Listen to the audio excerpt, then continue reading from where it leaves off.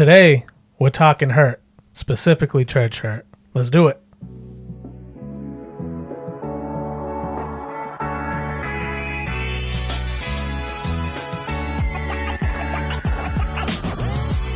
Hey, what's going on? Welcome back to another episode of the Not Safe for Sunday podcast. My name is Josh, and we want to welcome you in and once again remind you, don't forget to like, review, subscribe. You want to see these faces? We got some good stuff going on besides each episode, so find us everywhere at NSFS Podcast. And tonight, my boy's back. Daniel, what's up, man? He crawled back. He made it back. I made it back. I went on a trip to Philly. Some nice guy handed me water. It was very interesting. It was very interesting. His daughter told him to give me a water bottle. It was very, very weird. Were you shadowboxing a dog? DAWG. Oh, a dog. My dog. He got it all mixed up, dude. Oh, he thought I was fighting a Pomeranian. Yeah. You got the story all wrong, kid. You got it all all messed wrong. up, dude. Hey, I know the guy was messed up. That's all I could tell. I do want to issue a formal apology. We love Philly. We love Philly. Philly is amazing. It's the most beautiful city ever. You had to backtrack. Yep. There was we talked about it a little bit last episode, but Daniel definitely got some hate. Ben got some. I should have showed up in the some Drake shrapnel jacket with all the bullet holes and smoke. You got some of those. And then Ben caught a stray. It was a rough week. It was a rough week. Ben Cabral, friend of the pod. Friend of the pod, Ben Came Cabral. to my defense, which respect. Respect. Which I mean, I just think it's hilarious that everybody in the comment section thought I was from New York. Like, Yeah. Because I know, but it Ken was so stoked funny that. because now they're just tearing me to shreds, saying that I'm from New York, and I'm not even close to New York. stoking the rivalry. That's all. Yeah, wrong Rochester. You're just known as the dweeb and the white. That's pretty much. That's your new. Even they called me a high-pitched voice. I was like, what the heck? The people know. The people know. I'm going to start talking like this. Can we talk about the elephant in the room though? What would that be, Josh? We got some sign wars happening. I would just like to say to everybody, love and peace. Such crap. Dude. Love and Such peace. bull crap. Ken had sign envy, as normal, as he normally does. This just naturally happened. What are you talking about? He envies everything. Wait a minute. Who bought you your sign? Taya, friend of the pod. Taya and who? Not you. Taya and Toby, right? Is that what Yeah. you said, Taya? Toby? That's interesting because Toby and Taya bought my sign. This is so stupid. This is so dumb. Friends of the All pod. this for a bit. Out of control. Friends of the pod. They know my catchphrase is love and peace. You can't even say it. You can't even get it out. So dumb. I quit. That's so good. I quit. I'm moving to Philly. That's so good. The best part was I knew that this was coming today because he had talked about it last episode, Premeditated. and it was paid off. You knew it was coming. Yeah, it paid off It's in only a such matter a of wonderful time. way. Out of control. Saved up that money. Bought myself a neon sign that says love and peace. So annoying. All just to piss you off, Daniel. Oh, It's so good. He loves this. He's relishing in this right now. I'll just piss you off. Relishing, reveling. I'm crying, dude. Oh my goodness. We were just having a conversation, and if for the listeners, if you remember this, please hit us with a hashtag Coney 2012 because Daniel and I'm a 90s baby. Daniel, what year were you 95. born? All right, 95. So 90s babies, and in 2012 we remember that Coney 2012 was like a big thing. It was this guy kind of started this movement to get shed some light on the child soldier epidemic that was happening in Africa, and for some reason nobody else in this room remembers it. So Maybe it's a Mandela effect. Maybe it you is. guy got I sucked into the think it is vortex. because you guys are like Coney 2012, and I'm thinking like hot dogs, like Coney Island. I'm like, what are you talking about? Oh, and I mean, in 2012, geez, I was 50, 30 something, and doesn't even register.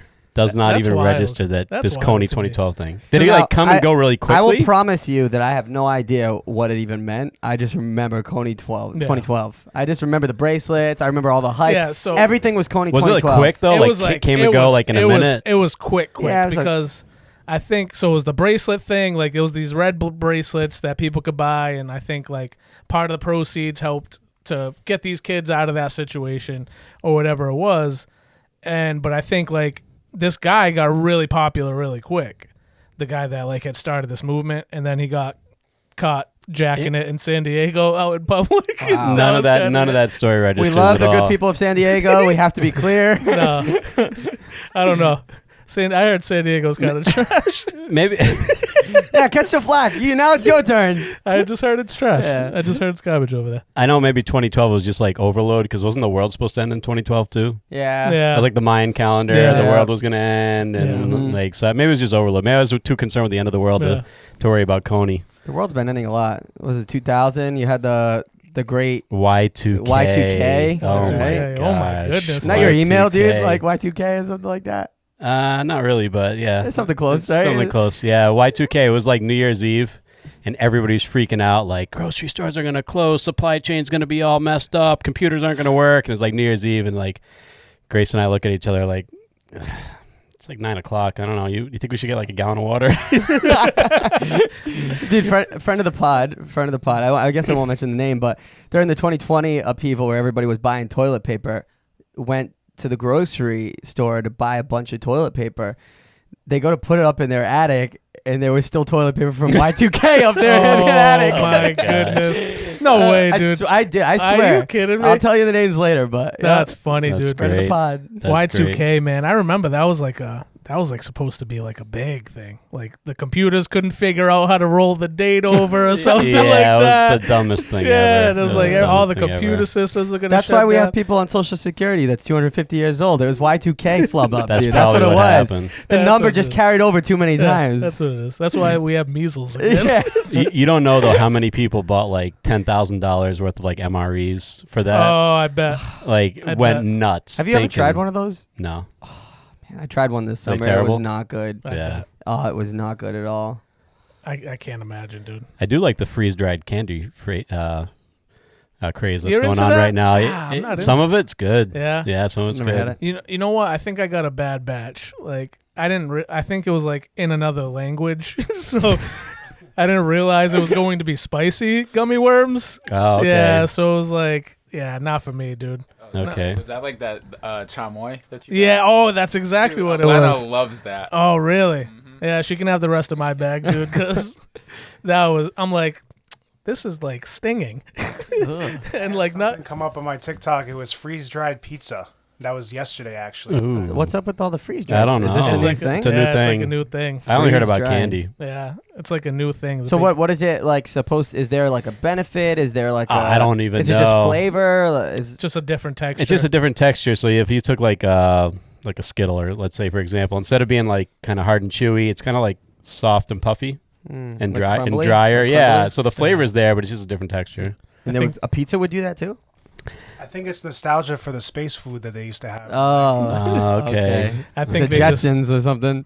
they took already good and fine candy and making it worse. So Mm. I'm not. I don't. Why think I'm ruin a into good it. thing? Hey, I don't know. I'm a big gummy worm guy. I like gummies. I do love gummies. I know before the episode when Coney came up, we were talking about also old school bracelets, or Oh you know. yeah, yeah. And yeah. what was the biggest craze you remember The- for bracelets? The Live Strong. Yeah, the Live Live Strong. Strong. The Strong. yellow Live Strong bracelet was like iconic. Like you were cool if you had a Live Strong bracelet. I think I still have mine at home somewhere in a bag. I wanted a Live Strong bracelet so bad, Mm. so bad. I can But- give you mine, dude. Yeah, it's all good. Nostalgia's sake. But see what happened? It's the same thing like that happened with Coney, dude. Everybody found out that Lance was a cheater, and that was it. Oh well, we're not doing this anymore. Like I wore yeah. 2 bracelets after I found out he was a cheater. You I went double down, dude. Yeah. Just like my hatred for Philly, dude. I'm doubling down right now. You're garbage. You hear me? You're garbage. New York #1. Mazel tov. That was the most New York thing you could think of. I got you. Can't get more New York than a Jew, dude. Where were you last episode? couldn't go with a bacon, egg, and cheese. You couldn't bacon, egg, and cheese the Aki way. Yeah, I don't know, dude. You couldn't have done Should have been that. here You should have been here 2 weeks ago. Oh my Silly goodness. bands. I remember silly bands, Yeah, man. I remember when my silly kids bands started were getting to huge. those. I was like, man, why didn't I invent this? This is the stupidest thing ever, and Yeah. somebody's making $1 billion off of it. I remember traded silly bands. Like, you'd trade, like, the different Oh, shapes, yeah. try to, like, collect the coolest one. See, silly bands were a little after my time. Like they were, I missed it by like a couple years. Yeah, for me it was the Silly kid. My kids, Yeah. everybody wanted them, and like crazy. We had those Crazy. slap bracelets. Yeah, I was thinking of those. I my was thinking God, of those. Top tier. Easy. It's just literally like a cut up measuring tape. Yeah, exactly. Yeah, those are awesome. You guys ever had those? When I was like in 7th grade, I had a ruler that was like that, so it was like Oh, slap ruler. it and it would go. Wow. Did No, you get but- that the reading fair? Remember those readers fairs in the elementary book- school? the book fair. The book dude. fair. Those were the book fair. scholastic Scholastic book My fair. God, what a child memory! The scholastic book Oh fair. my lord. Oh, there was nothing to get better than having $5 and just going in there and knowing like you could spend that on whatever you wanted. I'm getting the Lamborghini poster every time. Well, I was about to say, like, I mean, it was never for me. It Never. was never about a book. You know, Never. it was like, what other cool thing is here? You know, They knew what they were doing. I would walk out of there with like so many dumb stickers and posters. and I'm like, Erasers, like crushed it. I freaking crushed your it. today. teacher, you'd come back to class, you'd be like, oh, what book did you get? I got this cool poster in this ruler, It's Ken Griffey Jr. You into him? giant eraser.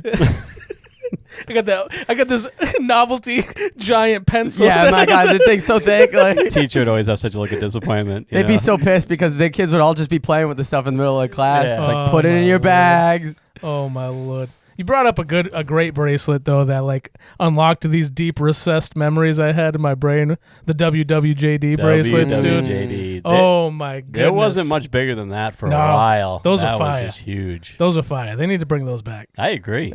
They were like cloth. They were like the ones that I remember. They were like It was like with a snap, stitched. right? Stitched and Yeah. maybe like a snap on, Yeah. on one side. Okay, now you know what I you're talking mean? about. You know what I'm talking about? I was picturing one of those like white rope, like beach bracelets. You know what I mean? Oh, those- like the No, that was yeah, stitched. I know what you're talking about. No, it was like stitched. It was like thread. And know what was amazing about that is that it had amazing crossover, because like even like certain celebrities, athletes, it's like yeah. you didn't even have to be like churchy for it to be Yeah. in and for you to be cool Yeah, wearing yeah. that. Like everybody It was was a wearing that huge for craze. a while. It was That was huge. like a very early 90s Mhm. though.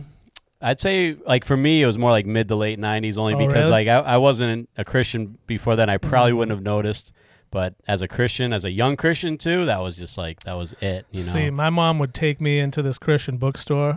Morning on- Star? Lighthouse. Is it Lighthouse. right next to the little dude. breakfast spot yes, over there? next to Village Cafe. Is it still Village open? Cafe. Is Village Cafe still open? Village Village Cafe Cafe's is, open. but the Lighthouse is Lighthouse. unfortunately extinct. Yeah. It would just we would go in there, dude, and it would just be those Mhm. racks and racks of those, and That might have been the first place that sold our CD, or my CD back. oh in the yeah, day. yeah, no doubt. yeah. Wow, shout out to Lighthouse, sponsor the Lighthouse. Sponsor the pod, dude. I think everybody who works there is dead now. Like, honestly. Let's hope not. Let's hope not. They couldn't have been that old. I don't know. Nah, it's just I mean those places can't survive. Yeah, You it's just, tough. they Dude. can't Dude, survive. Ken's CD came out in like the 60s. What's wrong That's, with you? that's true. It was the CD. I invented rap. A-track, It's the 8-track record. vinyl. Oh, Vinyl. vinyl's back though. Vinyl's way Vinyl is back. Vinyl's It back. all comes full circle. Are you into vinyl? You guys into vinyl? My daughter is, Yeah. but no. I have a record player. I have a bunch of records on display. I never play them. No. But It I just- like the whole vibe of it. It is a vibe. Yeah, he's just the trend. He's It is a just- vibe. The one record I have always ready to go, queued up, my original Star Wars album. That's impressive. It's awesome. Dude, I found that at a flea market in Florida. $20. You can find That It was was in the awesome. Walsh home growing up. Oh, it's so good. That was in the Walsh Really? home. Oh yeah. I got older brothers, so we had tons of vinyl, tons and tons of Really? vinyl. Yeah. Who's the composer of the original Star Wars soundtrack? I think John That would Williams. be John Is Williams. it? for John Oh, sure. wow. Williams. John Yeah. Williams is incredible. What an Okay. incredible composer. He did that. He did, wasn't it Jaws? Jaws, I Oh, think really? E.T., all those. He did all those like a major lot of those blockbuster. a lot of those Spielberg Yeah. movies. Spencer, you're a big music guy. You have any vinyl? You into vinyl? Yeah, I got a couple. I don't have a record player, and I also don't know how to use one. But I do have this 30th anniversary Jamiroquai vinyl. Oh, Limited edition. Jamiroquai. It's like Emergency on Planet Earth. Fire. So we just got to get you a record player. And teach me how to use it. You just put the needle on and hit. But see, I don't get where. How do you know where to put the needle though? Like You start at the beginning. But where's the beginning? Is it The close end. or at the end? No, it's No, all the way at it's, the it's end. on the outside. It works its way in all the way to the works middle. its way in. And each song is divided by like a little groove. So you could actually start each song, like separately.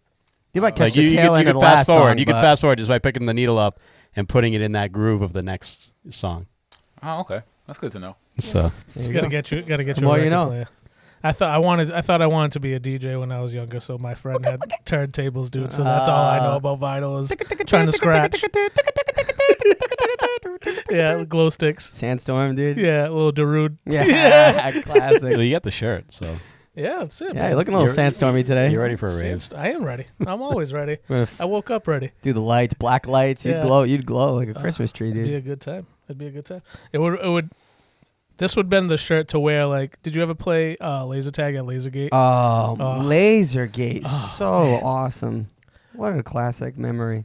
You ever play laser tag at Lasergate? Yeah, definitely. More as taking kids for a birthday party and stuff really? like that. Not as a kid. See, as a kid, that place was like on a Friday night, my father would drop me off there. They used to do like this Midnight Madness thing where they drop you off and like you could play until midnight, and it was like Damn. $10 or whatever to play. So it was like from 6 to midnight, we'd just be playing Oh, laser Oh, tag. good stuff. Dude, it was crazy. Wow. Good memories. Right Crazy. There. Going up and down that elevator that could have snapped at any moment. That elevator was the sketchiest elevator in the definitely world. My was. God, that Terrible thing. location. Yeah, It's awful. crazy. R.I.P. R.I.P. to Lasergate, Yeah. dude. They are no more. Yeah, you No. thought that was the elevator to Philly or something. It was garbage. Philly's just gonna take shots for the rest of the life of this podcast. Didn't Lasergate though relocate, or they were trying to relocate?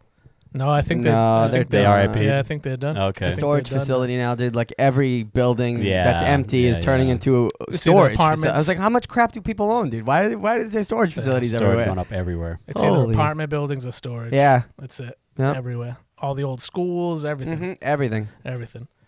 Or medical buildings. They're turning into medical buildings too, I guess. Yeah, some of them. Not too many. But so tonight we wanted to talk a little bit about a topic that you hear a lot about. I've heard a lot of people throw this word around. I've heard a lot of people use this as a reasoning behind why they don't attend church, why they're not a Christian, why they don't believe, and that word is church hurt, and it's kind of one of those things where you kind of get a general idea of what people mean when they say it, but really until you kind of hear somebody's story, I think there's a lot more detail into the situation that these people are going through. So church hurt is a very vague term for probably some real issues and concerns that people have in whatever church they're going to, whatever they're experiencing. Is this something that you find you guys come across a lot? Is this something that people bring up to you a lot? 1,000%. Yeah. Yeah, 1,000%. I mean, church hurt it's one of those things that's so hard because it's almost like an indefensible topic. It's like when somebody like comes like, yeah, I can't stand the church because they did this, this, and this, and this. It's like, a lot of times I have nothing to really say, because Right. it's like, yeah, I know what happens and I'm so sorry that it happened to you. But, you try to kind of still lead them into saying, well, it doesn't have to be like that. You know what I Right. mean? It's not always like that. But yeah, I mean, church hurt is so prevalent, and, there's like whole like TikToks and like Instagrams dedicated to it, I mean, where people are just telling stories of, and I don't advocate that by any means, but it's just like, it's so prevalent. It's so real. I know tons of people personally that have been hurt by church. Yeah. And so, yeah, I get that. I get that all the time. Yeah, I echo the same sentiment. I mean, it's definitely, it can be a huge turnoff. And then a lot of times once somebody has church hurt and it's never like really dealt with or approached, it tends to be reinforced by a lot of the same stuff we've talked about, by, you know, these church scandals and these major things. It just reinforces kind of the hypocrisy and the sort of the anger and the hatred that they can even develop over time, and bitterness over time that develops from the church hurt, which is ever so real and like you said, Ken, undeniable. So it's kind of sad, you know. It's kind of sad. I was thinking about why it's considered church hurt. You know what I mean? Because it's one of those things where is the church being held, or the people of the church, are we being held to a higher standard? I think that is part of the reason why. Is that I think as Christians we're supposed to be representing the gospel, representing, basically trying to live our lives as closely to the way that Jesus taught us to live. And when we fall short of that, I think I don't know if it's an excuse as to why you can turn away or turn your back and say, this is it, this is exactly it. Or if it's more of one of those things where we're all people. Like, we are going to fail, and there is redemption in Jesus Christ. So I don't know. Is that, how do you feel about that term as a whole? Like, I mean, I get it, you know, just because you think about church, and so what are you supposed to think about? Or what do you know, in a generic way think about? You think about love. You think about, you know, a place where people can come to find peace and acceptance and find comfort, and where people support one another. So when the opposite of that happens, and somebody finds, you know, betrayal and pain and hurt and, you know, all of the negative, you know, the other negative things you can think of, you know, then people start looking at the church and being like, you know, that happened there. You know what I mean? Where I went for this, but this happened. And so the negative, all the negative connotations about what happened just get kind of plastered upon the church, you know, quote unquote. And so, then that becomes association. And so now going forward, this person is like thinking like, church? Oh no, like, you know, heck no. Like, you know, you don't even know what happened to me there. And it can get so bad. And again, hearkening back to other episodes where there's, you know, abuse and sexual abuse and rape and it just all of the worst things you can think of. Right. And then you start associating that with a place that's supposed to be good and virtuous and holy and all that stuff. And that person probably, it's impossible for them to separate that. Good point. You know what I mean? Impossible to separate. I mean, the church becomes the testimony of Christ on earth. And so then they start to associate that hurt and that pain with this God who's supposed to love them and protect them and, you know, all this stuff. And so there's that connection there. It's like, forget that God. I don't want to deal with that. If that's how his people, that's how his people treat me, like, yeah, right. See you later. I'm out. And I think there's a dividing line too, where like, I get it, but I don't ever advocate that somebody should use that for an excuse for life. Yeah. Because sometimes, you know, and again, and there's kind of a sliding scale on this because there's all varying degrees to what people went through. Yeah. But sometimes people will use that really as a shield just because they don't want people to get close. Yeah. And there's a deeper underlying issue. And I know people also, you know, they say, oh, no, I don't want to go back to church because man is at church and man failed me. And so I'm just going to go back and see men. Well, it's like, well, yeah, obviously that's what you're going to see when you go to church. But, you know, to use that as kind of a crutch or an excuse of why not to be at church, I don't advocate that. But on the other side, I do get it when people have that negative association and push away. There's a quote I saw. I got to see if I can pull it up because they made a really good point. I think I got it here. This is Shane Pruitt. I think you put me on to this guy. Oh, yeah. Somebody I follow on Instagram. So he said, he's quoting basically people saying, Jesus, I would have believed in you, but all of your followers are hypocrites. Yeah. Will not be a legitimate excuse when you stand before the Lord one day. Don't let the actions of others stop you from what God is calling you to do. Yeah. And I think it's a great point. I think it ties into what we're talking about here Absolutely. tonight. We have a few stories from listeners. We're going to keep them all anonymous. And I think as we go along, I think you're going to see that everybody's experience is a little different. Just like in real life, things that hurt you or things that can make you turn you off from something or turn you away from something are different for each individual. And a couple of these people, they came back to the church, but Yeah. one of these people didn't. Yeah. And I really want to kind of unpack some of these stories tonight. So I'm gonna start off with the first one. All right. So this person says, I was in a situation where I would go to church and serve every Sunday with little help. Some Sundays were more stressful than others, trying to make sure everything was running smoothly in my department. Nobody in the congregation was really willing to step up and help each other out. The same group of people who would help serve on Sundays would never get the chance to take a Sunday off. There were also no goals that the church was working towards in order to be better for their congregation. This resulting in unhealthy relationships between the pastor and the volunteers. This was a formula for getting burnt out, and that's exactly what happened. One day, my fiance and I decided to check out some other churches for a few weeks and found CFC, for which we are immensely grateful for. Not every church is going to be perfect, but making sure that the church you're at fits you and helps you continue your walk with Jesus is definitely a key factor. Also, making sure that there's a great community with a strong foundation. So, I liked this story just because it kind of hits on a couple of themes that we've already talked about. And I think the first one being leadership. Yeah.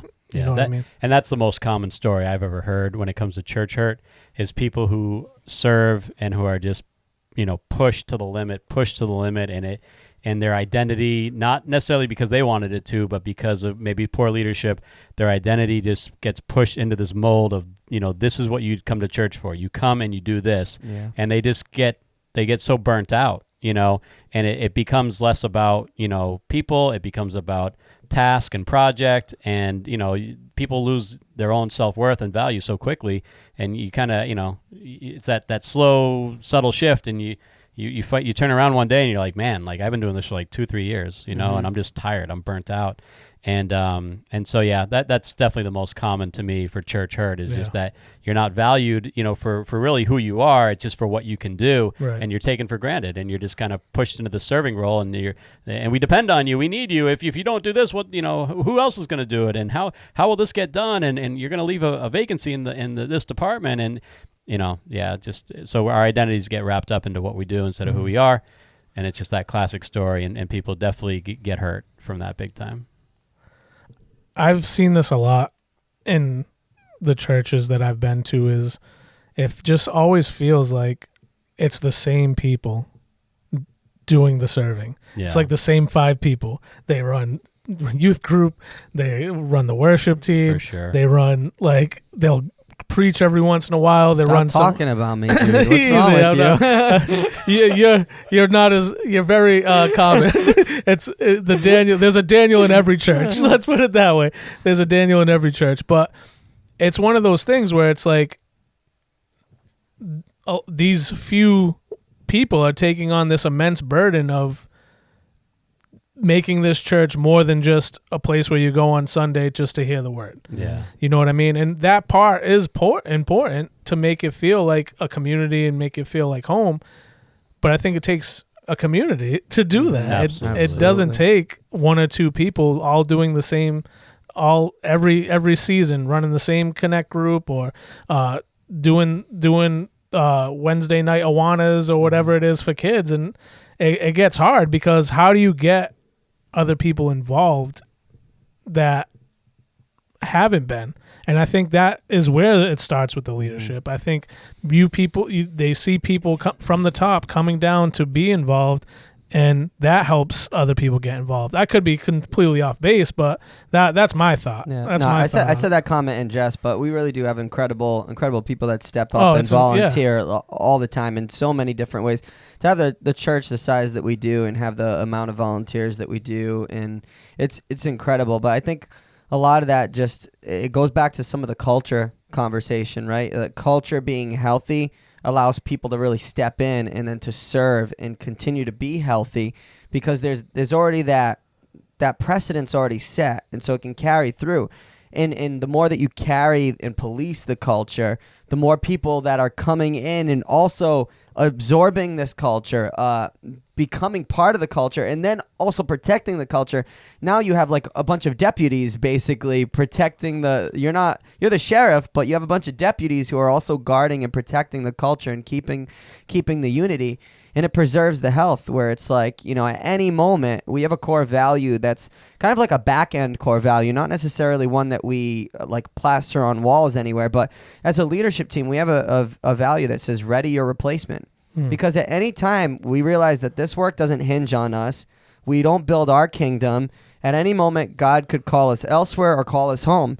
And then what does that mean? If we're taken out, what does that mean for who we're serving? What does that mean for the church that we're serving in? What does it mean for the body we're serving in? If you remove us and the whole thing collapses, you're not doing your job as a leader. Amen. You need to be readying your replacement always. You need to be preparing, discipling other people to be able to carry and shoulder this load when you're gone. You should step away and it should take off like an airplane. Not that you're like an anchor to the ministry, but that when you do finally step away, when God calls you out to whatever season it is next, this thing like launches. And that's a defining moment for healthy culture. And that's why it was great for me to like take a couple of months off when I had a baby and see the departments that I serve in just continue to operate and continue to do amazing things. It filled my heart as a leader because it was like, man, I can step away and God's still doing his work through his people, and people are stepping up and they're leading well and they're discipling others, and the work continues. So it's a pressure relief off of the leader, but it's also just the people who are stepping into those roles when they feel empowered and when they feel like loved. It's just huge. It's huge. It doesn't really. Serving doesn't feel like a burden. It feels like a liberty. Yeah. It's like I get to do this, not I have to. I think a big thing from that is a leader. If you have a talent, like you have a talent for being personable with people and leading connect groups, and you can sing, like, so it's okay to do more than one thing. I don't want to come off as I'm saying that you should never have to do more than one thing in the church, whatever. Absolutely. But I think a good leader should know, like, hey, this guy's taking on a lot. Definitely. When I came into this church, when I came into Conquerors, I think you told me I gave you one of the best compliments that I've ever given you, and that was, it took me a few weeks to figure out like who the pastor was at the church. But it's because of that culture that you're talking about, where there are so many people, so many different people in different roles, handling different responsibilities in different ways. Mm-hmm. And for me, when I first came here, I think you and I discussed it. I think you and I also discussed it on the camping trip. It was strange to me. I was trying to figure out, like, if this was the place that I was meant to be, because it didn't feel like everywhere else that I'd been. And it took me a little while. It took me being prayerful and trusting in God and kind of getting to be a part and in the community and understanding like what the dynamic was, to understand that, oh, it's not just one guy just bossing everybody around, telling them what to do, sending them here, sending them there. It's everybody's got a little piece of this pie, and we're carrying this thing together.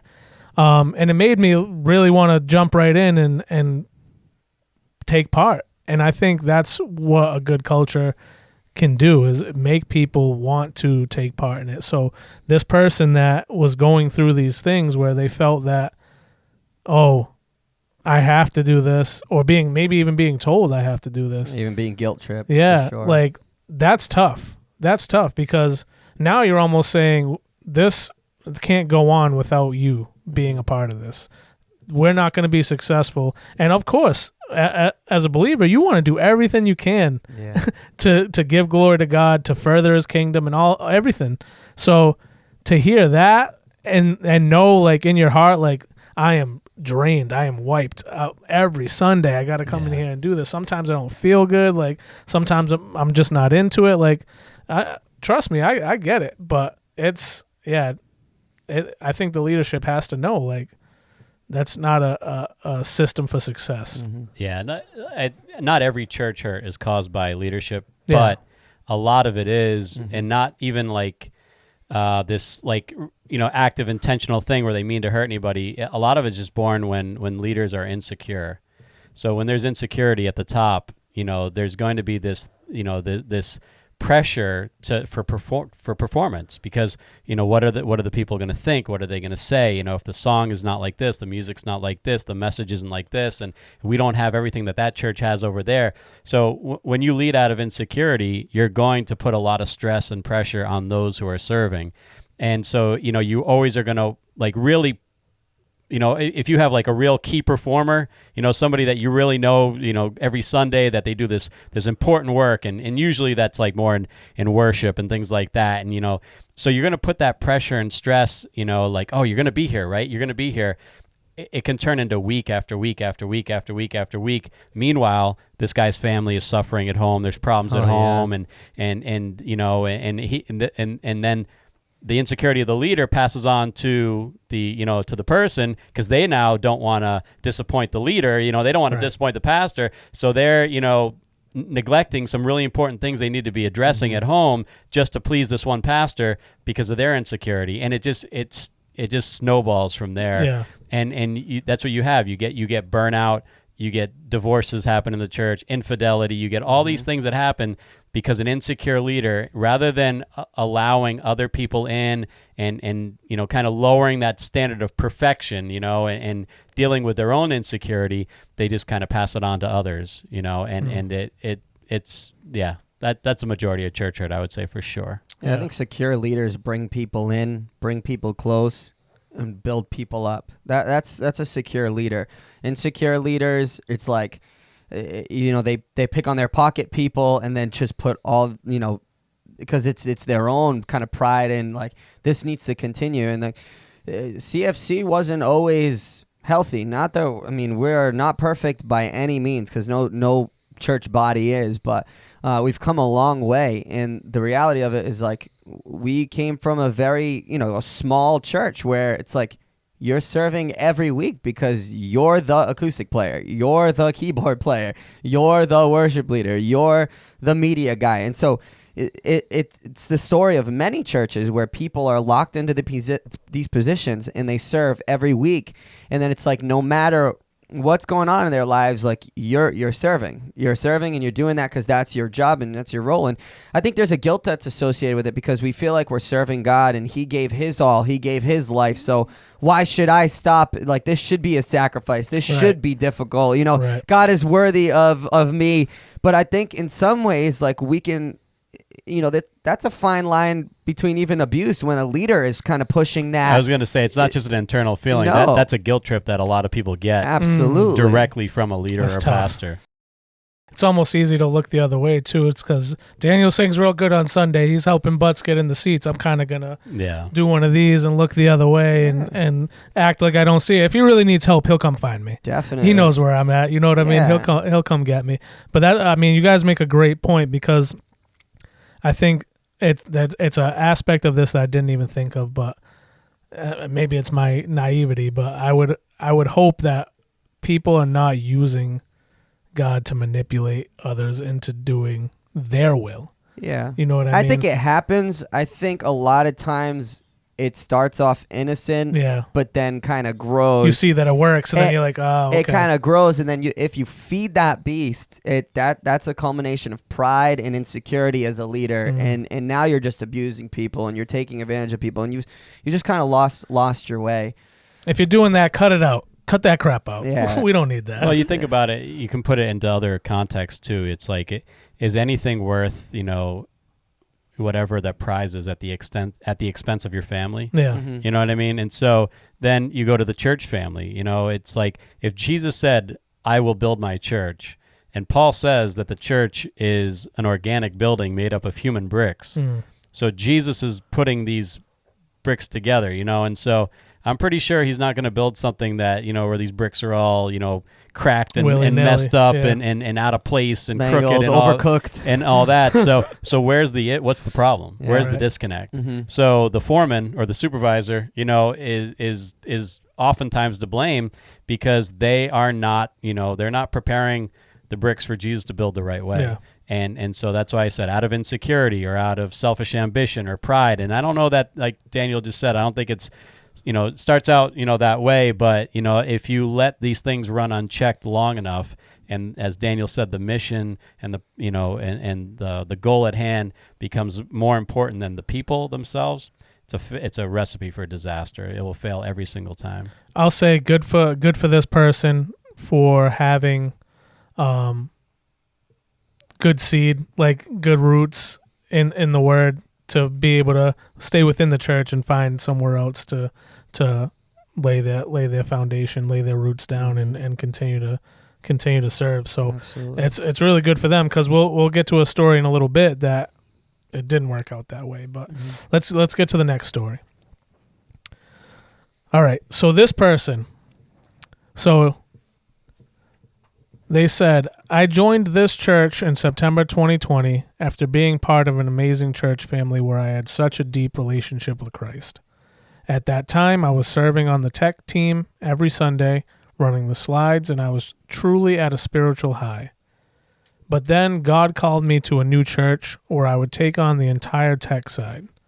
I had to teach myself sound, lights, and live streaming, and I learned so much during that time.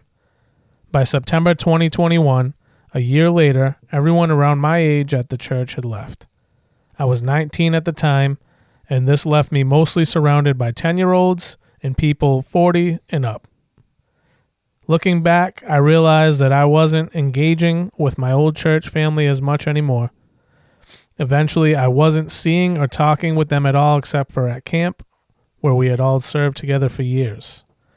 In 2022, I continued to serve at my church alone, managing the entire tech setup, sound, lights, slides, and live streaming.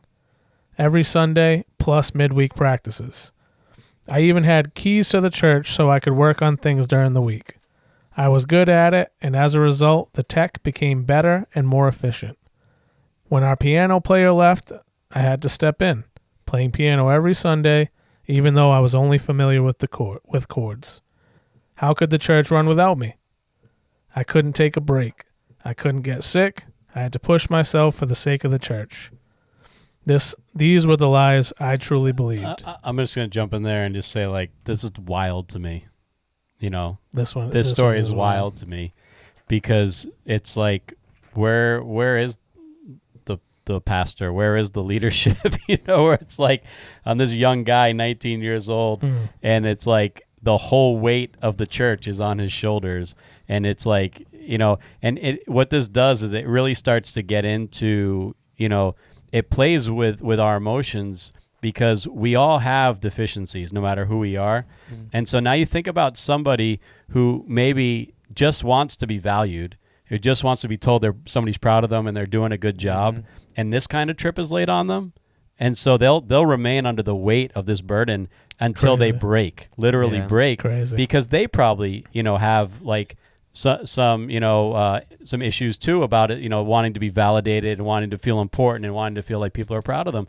And so everybody has issues. It might not be that specifically. And so how this starts to play on people's deficiencies and insecurities and issues that they already have, it just becomes a weight that is crushing when church, and it's like, how does that fly when you, in the Bible, you say, oh, where the Spirit of the Lord is, there's liberty, there's freedom, you know what I mean? And the truth shall set you free. And come, Jesus says, come to me, all of you who are heavy laden and burdened, I will give you rest. Take my yoke upon you, because my yoke is easy, my burden is light. So we're reading all these things, and then it's the opposite of what the practice is, because of vacant leadership, absent leadership, or just totally insecure leadership who just sees, here's a good body, I can trust him. I know he'll show up to do all these things that we need done.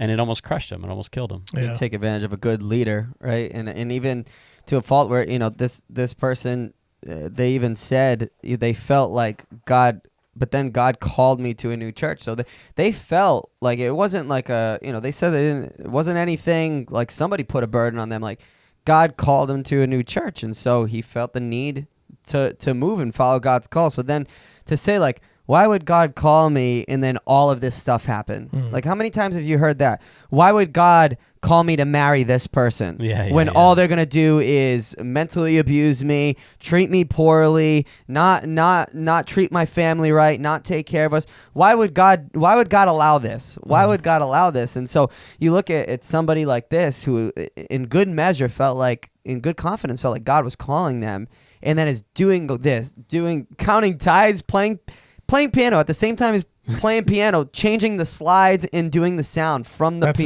piano. That's insane. Like I don't know. I'd jump off the Braga personally, but that's a lot. And unfortunately, again, that emotional abuse where it's like these things they transition into emotional abuse. At some point, there's a line that's crossed, and church hurt is more than church hurt at times. Yeah. I think with this one too, it's like one of those things. I think about it like, would I just at some point just step away and just be like, still be a part of the church, and then just say, all right, I'm not doing this anymore. I'm just going to like be a regular member of the church. Yeah. But it's hard because like you just said, if you feel like God called you here to take that part and that's your purpose within this church, and then the leadership is counting on you to do it, I can't imagine the shame that you would feel if you had to step down. I was about to say, it's almost an impossible situation because of the expectation. He doesn't mention the leaders in this really, but I can only imagine if they left this unchecked for that long that they're really out of whack. And the shame, to break that expectation or disappoint the leaders that are depending on him, it becomes an impossible situation, because I can't do this any longer. But at the same time, if I step down, he could never just be a regular member of that church. Right. No. It wouldn't work out because again, of the probably the reminded shame and disappointment of how they and then the blame. Right. The blame that would come and the guilt trip. It would just be it's an impossible situation. I couldn't even imagine. But once again, this ends with a good story. He ended up back in the church. He's part of CFC, I believe. So it's another good story. It's another person that clearly had some good roots and had some good leadership along the way at some point to kind of lead them to God. I have something if I can share too. Yeah, go for it. It's not written down. It's not something I share, but it's my least favorite church story. Church hurt story, sorry. So it's a pastor who's, I don't even know if he still has a church, but let's say this is 15 years ago, had a church locally, and we didn't really do stuff together, but through other relationships, as far as like church-wise, we didn't do stuff church-wise together, but like through other relationships, I got to know this guy and I got to know his kids, and he had 2 sons, and they were probably like 12, 13, whatever, when I got to know them. And so, everything is, for the most part, everything looks good and decent at that time. And so then maybe like 3-4 years later, I'm at Planet Fitness and I run into one of them at the gym. So he's probably like 16, 17. And it was like, hey, what's going on? Long time no see. And I'm like, what's going on in your life? And typically when somebody who is not in church sees, like, I don't think I was pastoring at the time, but they see somebody who's, active in church, the guilt comes and they kind of shrink away and like, what's going on? How are you? And it's like, oh, I'm not in church, I'm not doing so good. And I'm like, what's going on? He's like, I just can't go to church. I'm like, why not? And he said, so this is a pastor's son. And he goes, I just couldn't take it, like here, like I was never good enough. What I did was never enough. I was always condemned, like there was this high expectation because I was a pastor's son that I had to be like this. And then he said, but then the guy who comes out of the street with a needle sticking out of his arm is like celebrated. It's like, oh, praise God, a sinner came to repentance and he was celebrated and he was loved and he was surrounded. And here I am, I'm like a son of like the house. So here I am, the son of the pastor, and nothing I can do can be good enough. And that like stuck with me, and it just hurt me, man, so bad. That talk about church hurt, because that, so I know we don't have a PK, pastor's kid on, so to speak, on this episode, But had we well, you're kind of sort of, yeah, Half and half. But had we, I mean, they experience, unfortunately, some of the worst church hurt out of PKs, anybody. yeah. Maybe the worst church hurt out of anybody. Definitely. And you would think, man, aren't these kids to be loved and celebrated and cherished? And again, how does this happen? I mean, what a terrible representation of the gospel. What a terrible representation of the love of God. You know, what I mean, the legalism and the religion that just kill people's souls, especially kids of people in leadership. The stories, we go on for hours and hours and days and weeks and months, because it's just such a terrible representation of Jesus, where, again, out of insecurity, everything has to look good. Everything has to be perfect. Oh, it's my kid. You know, it's like, I'm the pastor. Oh, he better be like the perfect little angel. Yeah. And it becomes about, the image. And again, the insecurity of how it looks on me, how it reflects on me. And you can apply that across the board to everything we've been talking about, because if somebody's going to, drill a poor 19-year-old to the ground, burdened with like 57 jobs at church, it's all going to come back to, well, how's it going to look on me as the pastor if this is not successful, if the sound is not like this, That's a good point. and if this and the slides and the tech and all that stuff. So, yeah, it's when we don't represent Jesus well, it's because we're not living Jesus well. And it becomes a terrible representation of the gospel, and of course people get hurt because we're not living like Jesus. And as leaders, if you don't live like Jesus, forget it.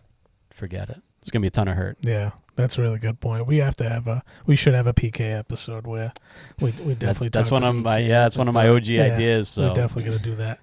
We got one more story here that I definitely want to get to, because this is a story that doesn't have as nice of an ending as the others. So this person says, I was a child. After church services, the pastor would ask me if there were any questions.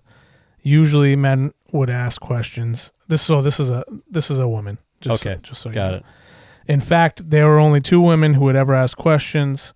It wasn't long before the church leaders made a rule that women couldn't ask questions. The pastor started asking if any of the men had questions, and one of the women who used to ask questions lost her husband to suicide. There was a distinct attitude from other members that she'd brought it on herself by not respecting him. So then they fast forward. I was a teen, and a male church member was making inappropriate comments to me. I told a relative of his who was also a church member, and the relative mumbled something about how I should talk to my dad about it. I was in my late teens, still living at my parents' house. They insisted I talk to the pastor about the sexual abuse that I'd experienced as a child. The pastor referred to the abuse as an unpleasant incident. I was in my early 20s and left the church I was raised in to join another that had very different views. I was excommunicated from my parents' church, and my dad signed the letter. Really, though, the most lasting hurts have been the notions that humans are not part of nature, humans are above nature which exists to be exploited. Sure, men and women are equal, but women are made to have babies and take care of house, while the men are made to have ideas and be free. If people are poor, it's because of their own choices, and racism does not exist or is extremely uncommon. I was homeschooled in this environment. If my parents hadn't been wedded to these harmful ideas and could have accepted me as an individual, I'm sure my life would be very different. I have been able to accept them for who they are. I have built a different life for myself, and I make every effort to align my thinking and behavior with my values. So this person obviously had a few bad experiences in very different ways. Do we want to unpack that a little bit? There's a lot to unpack. Heavy. I mean, it's heavy. Believe it or not, it's pretty common. In the last 5 years, I would say I've probably gotten more like cold emails or cold calls from people that are seeking that have a similar story. Just a tremendous amount of church hurt. Maybe, we're gone from the church for however many years, 10, 15, 20, until they become an adult. Something within them is like kind of trying to, call them back or bring them back, but they are so afraid of being judged and, their past coming up or whatever. Yeah. And so I've gotten the emails and the calls. Can I meet with you as the pastor privately? Can I just talk to you and ask you questions? And some of those questions are like, am I going to be judged when I walk in there, based on what I wear?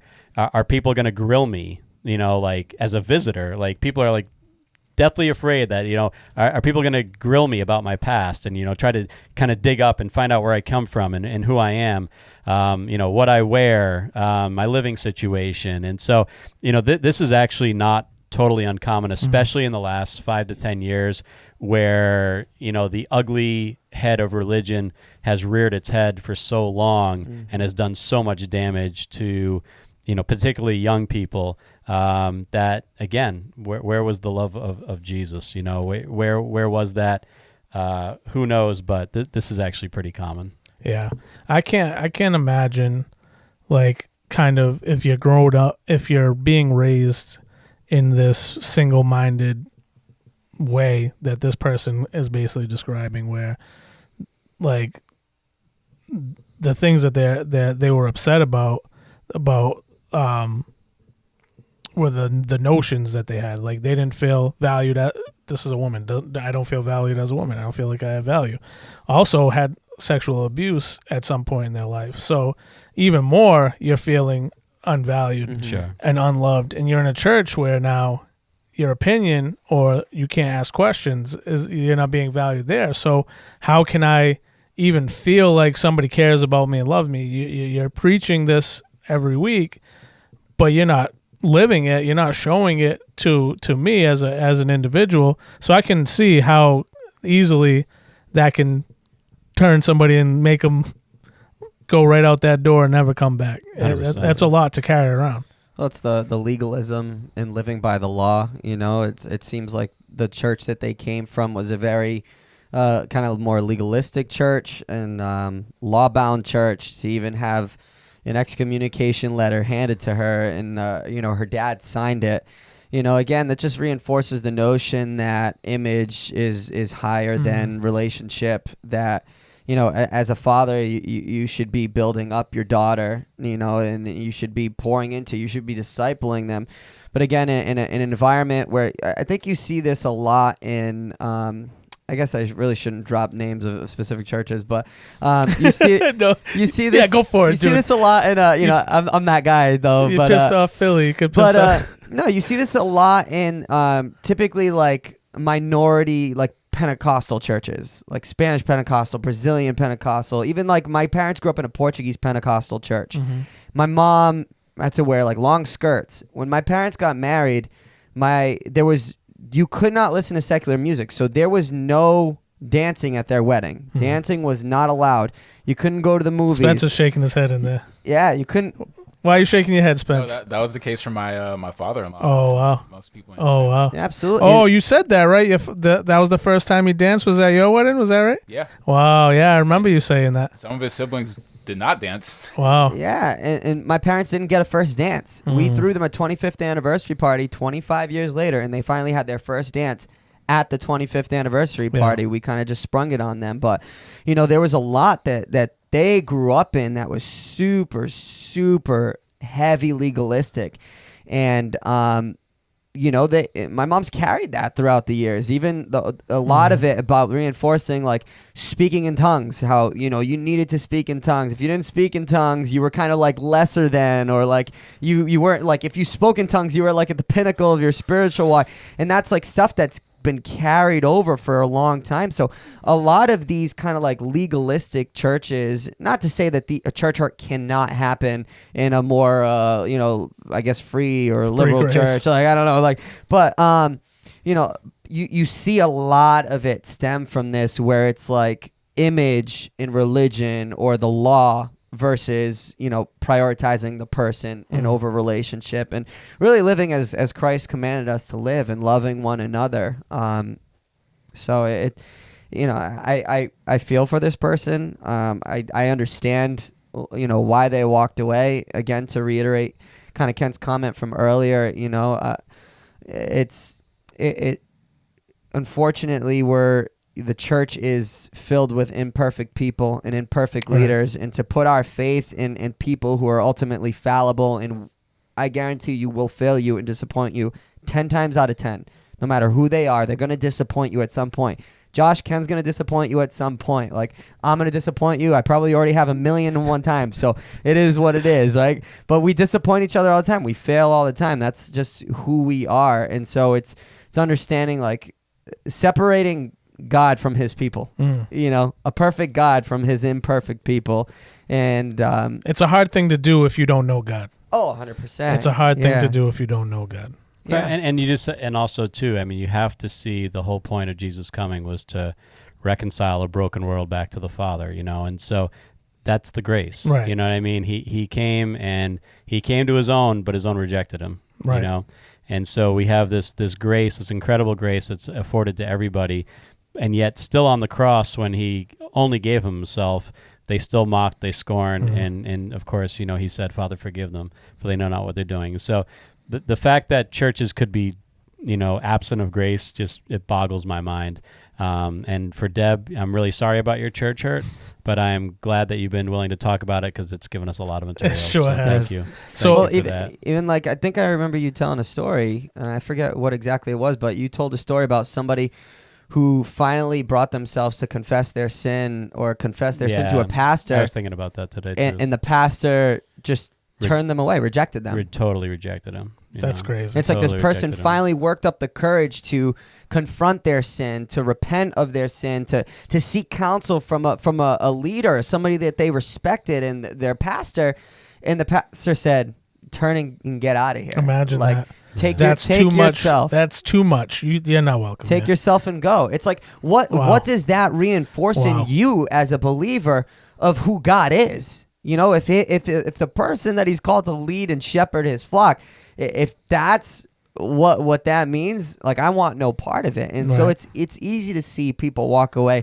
You know, I know somebody who, you know, their father, you know, adopted multiple kids, and he touts them around as like his prized possession. He's a believer, but like the adopted kids are like not even his kids. He always introduces them. This is my adopted son. This is my adopted daughter. Not this is my son. This is my daughter. And touts them around as like this checkbox kind of like, oh, look what I did my good did. deed, filled my life. Look what I did. And so now the kids reject Christ, and he Wow. in many ways rejects them. And it's like, what kind of witness is that? The damage that you've done. Like, everything's out of order if you can't get that right. And it sucks, and it's sad because you see these people and you see how incredible they are, and the hurt and the pain that they carry from people who, and especially parents as believers who should be the best example of Christ to you in your life, like, and then they're doing that, it touting you around like a trophy. It's just you know, it angers me as a Christian, and then I'm like, I don't blame you. Like, I don't blame you for being pissed about this, and I don't blame you at being pissed at Christians and being pissed at church, because like I could see why you feel like that, you know. So And it breaks my heart. It's on all right. top of it. As we're coming into a close here, for this episode, I want to ask you guys, I guess, both these last two questions. So, how can we prevent church hurt from happening within our church? And then the other side of that question is, how can we be a help to those who have experienced it? How can we make them feel like that door is open to them again? I'll start with you, Ken. Daniel, you got some time to think about it. Well, the prevention part, I mean, I don't know that you'll ever prevent it, you know, just because as people, you know, there's going to be offense from time to time. Yeah. It's almost unavoidable. You know, I've unintentionally offended people, even as a leader, as a pastor, and something that I've had to, you know, repent to people about. And it was unintentional. It was just, you know, not really thinking about maybe like the whole of the situation rather than their interest in a particular, you know, decision that I made or something like that. I mean, you intentionally offended me with that sign, but That's Whatever. well, that's different though. But it's out of love. I have It's church. out of, it's I have out of church love. right now. It's out of love. In peace. It's out of- Thank you. But you know, to prevent church hurt is to really just, you have to be a people-centric. Obviously God is first. But that is like the most obvious statement that any church could ever make, Right. that God is first. And so to tout that God is first is almost like to overcompensate, Right. for the fact that people aren't really valued. Mhm. You know what I mean? And so you have to be people-centric. Jesus was about the kingdom, but the kingdom is about people. You know Yeah. what I mean? Without people, there's no kingdom. And so he was a people-first leader where he valued, loved, comforted, cared for. Something I'm going to preach about this Sunday. He noticed people. Mhm. He really noticed people. He made sure That's a good point. that he saw them and that they weren't just a nameless, faceless part of the crowd.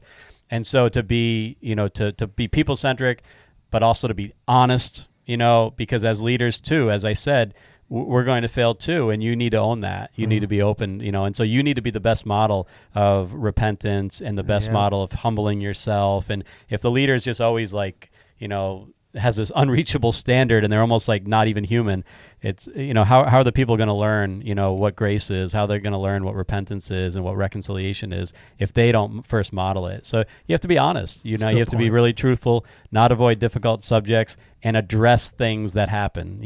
God, if when there's like people are victimized in church and the leader tries to just cover it up and sweep it under the rug because they're afraid of the press or how it's going to reflect on them or the ministry, and it's just like that's demonic, man. It's like you have to be able to address problems as they happen and allow God to work in them. The more you cover them, the more Satan works. So I think that's the best prevention. That was what I said there. And then, so how can we welcome those or make people feel welcome that have experienced this church, or how have you, I guess, handled that? If that's an easier way for you to. Just to keep it real, you know what I mean? And you welcome people, but without the kind of the superficial facade of like, oh yeah, you'll love it here. I'm real with people. When they come in, I say, make yourself at home and you are welcome here to check out church. I said, I hope you love it, but if you don't, it's okay. Yeah. Mm-hmm. You know what I mean? You might not like it here. It might not be the place for you. I'm totally okay with that. Yeah. You know what I mean? I don't need to pad my stats of how many people show up every Sunday. So just to be honest and real and say you're gonna encounter a loving people here, but this may or may not be the place for you. You may come in and not like what you see. And if you do that, I pray that you find the place for you, because I think you should be in church.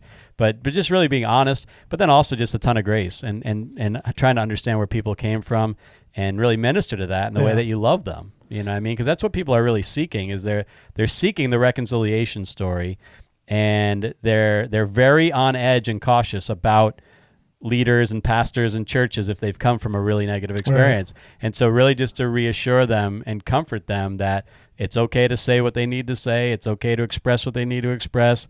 When they're ready, I can hear their story and they won't get judged for it. Yeah. I'll love them and just try to still point them to Jesus, So I think that attitude has to be, and I think you've done a good job of it, but it has to be congregation-wide too. Oh, for I think sure. it has to be one of those things where for sure that grace needs to be that congregation-wide. 100%. For sure. Oh yeah, no, 100%. For sure. Those are the really good points. Did you think about it? You got it all figured out? Yeah, again, to echo him, I don't think prevention is necessarily possible, only because I think it's dual-fold. Like, people are going to fail, people are going to offend you. Yeah. But also, I think we live in an oversensitive world. And so if you want to be offended, you're going to be offended. You can find offense in anything. Yeah. I can find offense in the way that fairing strip is off center. I could be offended by that. And then now I'm pissed at the carpenter who did it, who is now my father, and I'm offended at him, So you want to find offense. You actually can find offense in anything. So I think it's a little bit of like, some of us need to gird up a little bit, put on our big boy and big girl pants, and like, life is hard. People are going to fail you. But like, what are you going to do about it? You're going to sit and pout your whole life? And that's not to speak to this anonymous person who has real serious issues, probably could benefit from like actual therapy. So not to say that she was looking for offense, because there's actual things that were painful and that she experienced. But a lot of people, I think, look for offense. And again, that you got to check yourself. And I think having accountability and having people who can be real with you and honest with you is huge. having a culture and atmosphere of people in church who are just building real relationship with you and challenging you and not just being yes men, yes women.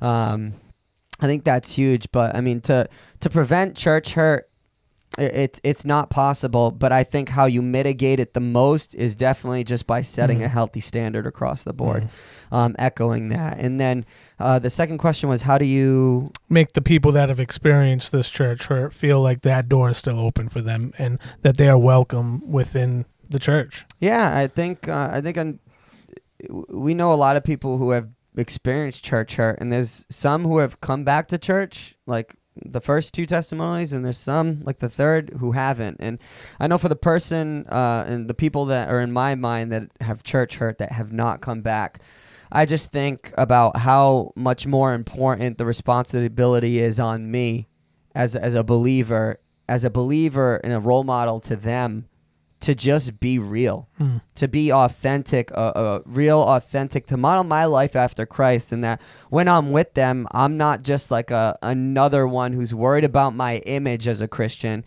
but who's just real with them, with my faults, my failures, what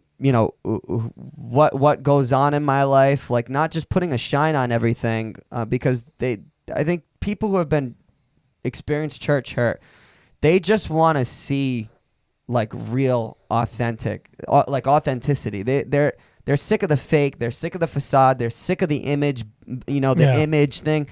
And so just witnessing the life of a person who's just living their life authentically is huge. And so I think live your life authentically, be real, and draw nearer to Christ, be like him, and be a model to those people who have experienced hurt, because their experience is that of hypocrisy and of pain. And to counter that, it's going to take a lot.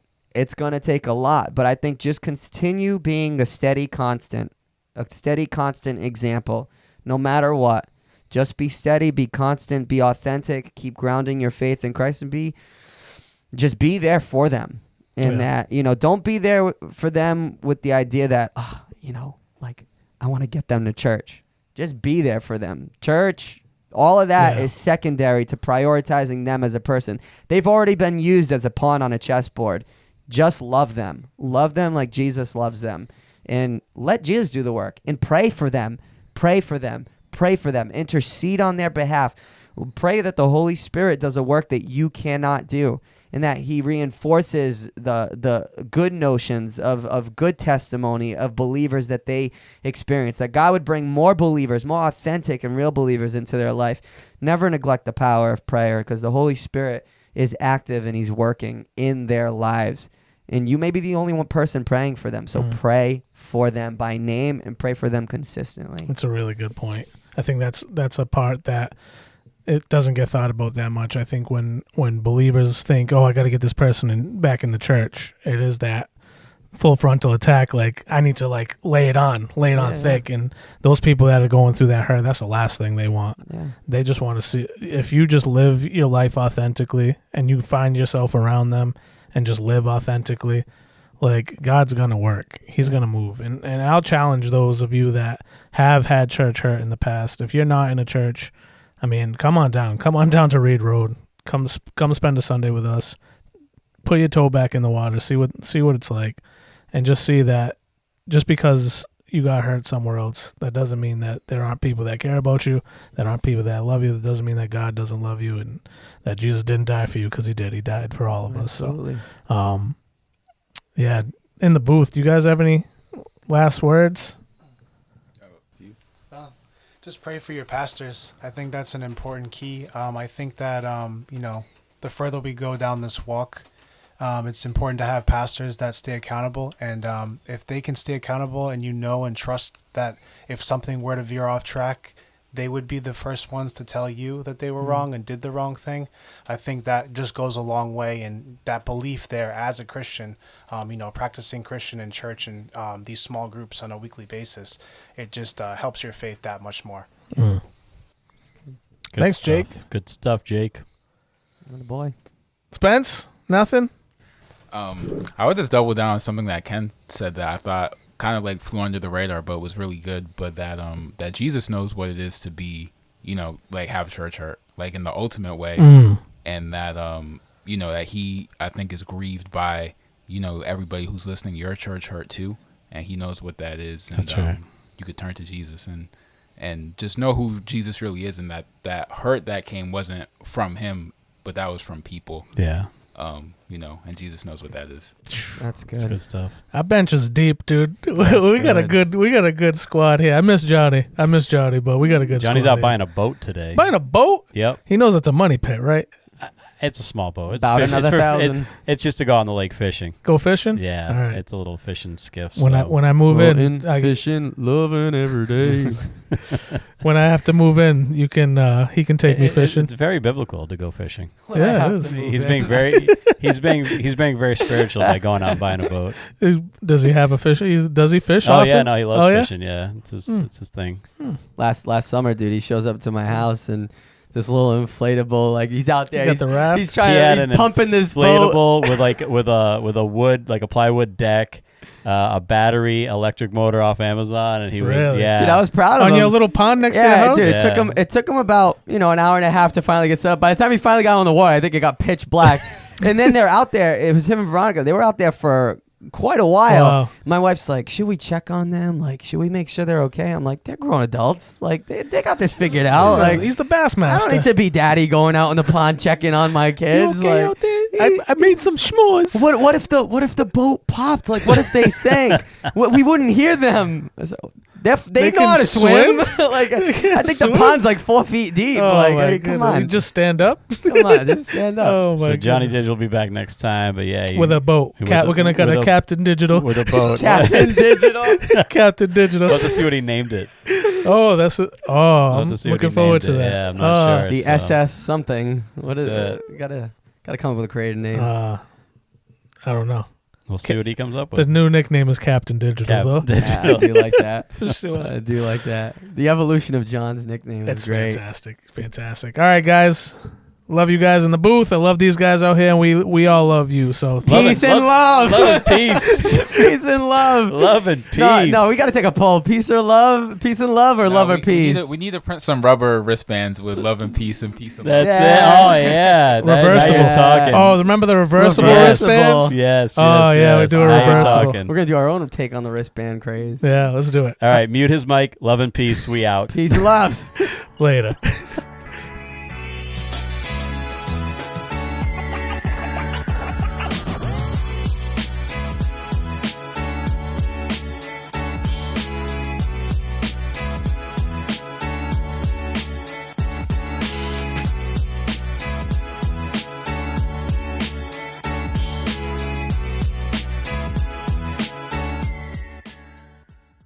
The Not Safe for Sunday podcast was recorded in the loft.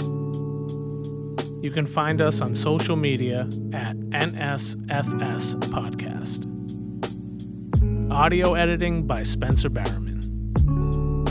Video editing by John Walsh.